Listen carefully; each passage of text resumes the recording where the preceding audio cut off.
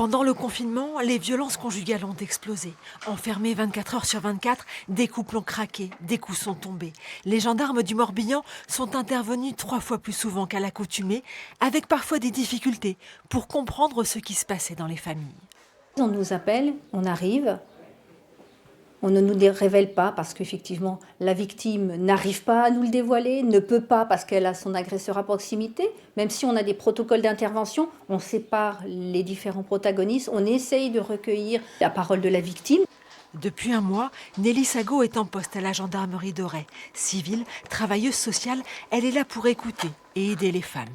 La personne, lorsqu'elle franchit la gendarmerie, c'est quand même pas par hasard. Qu'elle ait cette volonté de porter plainte ou pas, elle franchit la porte de la gendarmerie, donc elle y attend quelque chose. Mais elle ne sait pas trop quoi. Quelquefois, elle attend que peut-être la violence s'arrête, ou peut-être qu'elle attend aussi du conseil, elle attend peut-être aussi une écoute, simplement. Et en fonction, effectivement, des réponses qu'on peut lui apporter, prendre une décision en son âme et conscience. Aucun des mots que les femmes pourraient confier à Nelly ne seront répétés aux gendarmes ou aux policiers.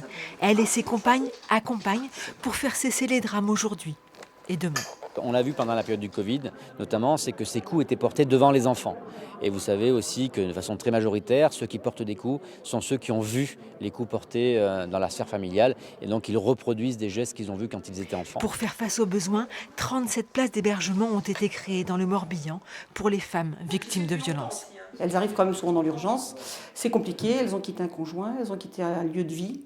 Leur lieu de vie, des fois, depuis plusieurs années, elles doivent tout abandonner et elles arrivent avec pas grand-chose. Là, elles seront chez elles, entre guillemets, où elles vont pouvoir se poser, se reconstruire. Cet appartement sera occupé dès demain. Patricia espère que la famille pourra s'y soigner et recommencer à vivre.